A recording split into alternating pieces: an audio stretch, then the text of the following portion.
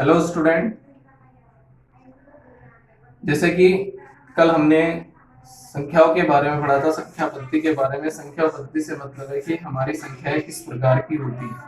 प्राकृतिक संख्याओं से लेकर हमने वास्तविक संख्या तक के बारे में पढ़ा था। मुझे आशा है कि आप उनको समझ गए होंगे और उनको याद भी कर लिया होगा। अब चूंकि हमारा चैप्टर ही वास्तविक संख्या है, तो इसलिए हमें संख्याओं के बारे में पढ़ना जरूरी है। अब उससे आगे हम बढ़ते हैं। हमारा अगला जो टॉपिक है वो है यूक्लिड की विभाजन एल्गोरिथम। यूक्लिड की विभाजन एल्गोरिथम का जो प्रयोग किया गया है यहाँ पर दो धन पूर्णांकों का या तीन धन पूर्णांकों का एचसीएफ निकालने के लिए किया गया है। थोड़ा सा हम एल्गोरिथम के बारे में जानते हैं, प्रमेय के बारे में जानते हैं कि प्रमेय क्या है।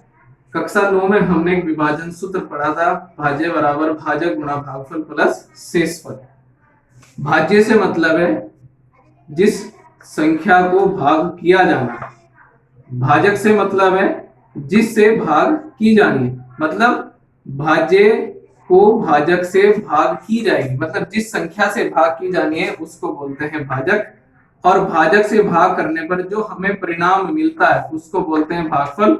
और नीचे जो शेष बचता है उसको हम बोलते हैं शेषफल। इस प्रकार अगर हम देखें कि हमारे पास दो धन पूर्णांक है ए और बी, ए जो है बी से क्या होगा, बड़ा होगा। तो हम भाग का तरीका दिखाया गया है कि ए को बी से भाग करा, बी का पहाड़ा पढ़ेंगे हम क्यूब में, बी क्यूब आ गया और नीचे क्या बचता है, शेषफल। तो इस विभाजन प्रक्रिया को हम इस प्रकार लिख सकते हैं, ए बराबर B cube plus R. R जो है शेषफल है और शेषफल हमेशा या तो जीरो से बड़ा होगा या जीरो के बराबर होगा या बी से हमेशा क्या होगा, छोटा होगा। बी का मतलब भाजक, भाजक से हमेशा शेषफल क्या होगा, छोटा होगा। अब आगे की प्रक्रिया की यूक्लिड के द्वारा हम एचसीएफ कैसे निकालेंगे। एचसीएफ से मतलब होता है हाईएस्ट कॉमन फैक्टर। हाईएस्ट का मतलब बड़े से बड़ा, कॉमन का मतलब वेनिस्ट और फैक्टर का मतलब गुणनखंड। इसका मतलब क्या होगा कि अगर हमें दो धन पूर्णांक दिए गए, उदाहरण के तौर पे ये आपकी प्रश्नावली है, इसमें दिया हुआ है निम्नलिखित संख्याओं का एचसीएफ ज्ञात करने के लिए यूक्लिड विभाजन एल्गोरिथम का प्रयोग कीजिए। ये हमारे पास तीन सवाल है। अब यहां देखो, ये हमारे पास दो धन पूर्णांक है 135 और 225। तो इनका एचसीएफ से मतलब क्या है, एचसीएफ से मतलब ये है कि इन दोनों के लिए वह बड़ी से बड़ी संख्या जिसका भाग इसमें भी पूरा पूरा हो जाए और इसमें भी पूरा पूरा हो जाए। दोनों धन पूर्णांकों में भाग जो है पूरा पूरा हो जाए, उसको बोलते हैं हम एचसीएफ।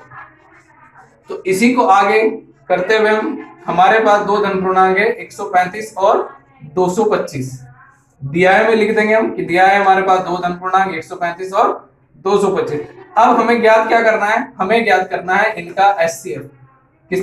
किस प्रमेय के द्वारा, विभाजन, यूक्लिड की विभाजन एल्गोरिथम द्वारा। अब हमें साफ दिखाई दे रहा है कि 225 जो है 135 से बड़ा है। ये मैंने एक दूसरा तरीका लिया है, आप इस तरीके से भी कर सकते हैं कि अब हमें यहां पर दिख रहा है कि 225 जो है भाज्य हो गया और 135 जो है भाजक है। तो इसका मतलब हमें 225 को 125 से क्या करनी है, भाग करनी है। जो संख्या बड़ी होगी वो भाज्य और जो छोटी है वो भाजक। ठीक है। अब हमें 225 को 135 से क्या करनी है, भाग करनी है। तो हमने 225 अंदर लिखा और 135 यहाँ लिखा। 135 का हमने पढ़ा 135 कम 135। अब यहां से हमने शेषफल उतारा, 5 में से 5 घटाया, 0 बचा। अब 2 में से 3 नहीं जाएंगे तो एक इधर से ले ली, ये 12 हो गया। 12 में से 3 घटाएंगे तो कितना बचेगा, 9। और यहां बचेगा 1, 1 में से 1 जाएगा तो क्या बचेगा, 0। अब करना क्या है, अब हमारे पास कितना भाग बचता है, 135 कम 135, ये बचा 90, शेषफल 90 बचा और हमारे पास भाजक कितना है, 135। अब ये प्रक्रिया तब तक दोहरानी है जब तक शेषफल 0 नहीं बचेगा। अब आगे क्या करना है, आगे ये करना है कि अब हमें भाजक को लेना है और शेषफल को लेना है।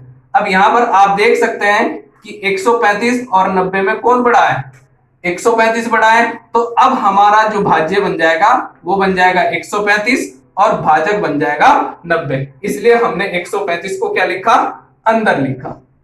अब फिर वही प्रक्रिया दोहराई, 90 का पहाड़ा बढ़ा, 90 एकम 90, शेषफल उतारा। अब चूंकि पूरा तो चलेगा नहीं 135 में, क्योंकि अगर 90 का पहाड़ा 2 बार पढ़ेंगे तो 180 हो जाएगा, और 180 जो है 135 से ज्यादा हो जाएगा, तो एक बार पहाड़ा पड़ा। अब हमने शेषफल बचाया, 5 में से 0 घटाएंगे 5 बचेगा, अब 3 में से 9 घटाएंगे तो नहीं घटेगा, इसलिए इधर से एक दाई ली, 13 बन गया, 13 में से 9 घटाया, कितना आ गया, 4। अब हमारे पास इतना भाग बचता है। अब हम साफ तौर पे देख सकते हैं, अब ये 90 और ये 45, इनमें कौन बड़ा है, 90 बड़ा है, तो अब ये 90 हमारा भाज्य बन जाएगा और 45 हमारा भाजक बन जाएगा। अब हमें 90 को 45 से भाग करनी है, और 90 को हम 45 से भाग करेंगे तो 90 में 45 का पहाड़ा पूरा पूरा चलेगा, 45 दूनी 90। अब शेषफल कितना बच गया, 0। जब शेषफल 0 बच जाएगा तो इस प्रक्रिया को रोक देना। जब शेषफल 0 आ जाएगा तो उस स्थिति में जो हमारा भाजक होगा, भाजक से मतलब जिससे हम भाग कर रहे हैं, वही हमारा क्या होगा, शेषफल होगा। तो इस हिसाब से 135 और 225 का जो HCF है वो कितना निकल के आया, 45 निकल गया।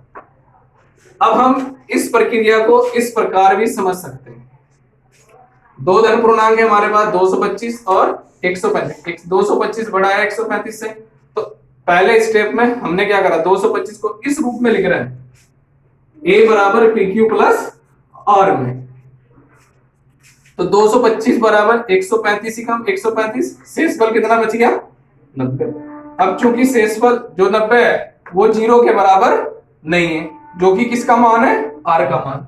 तो अब अगला स्टेप किसके लिए, 90 के लिए और 135 के लिए। अब चूंकि 135 बड़ा है तो 135 बराबर 90 ही कम 90, और शेषफल कितना बचेगा, 45। 45 भी 0 के बराबर नहीं है, तो अब आगे एक और स्टेप और लेंगे। अब किस किस के लिए, 45 के लिए और 90 के लिए, ठीक है। अब 45 और 90 के लिए लेंगे तो 90 बराबर 45 गुणा 2 कितना हो गया, 90। शेषफल कितना बच गया, 0। ये किसका मान है, R का। किसका मान है, तो जब R का मान 0 हो जाएगा तो ये प्रक्रिया हमारी रुक जाएगी, और R का मान 0 आने के बाद हमें देखना है कि भाजक कितना है। भाजक यहाँ पर, भाजक से मतलब Q का मान कितना है, 45, तो HCF कितना हो गया, 45 हो गया।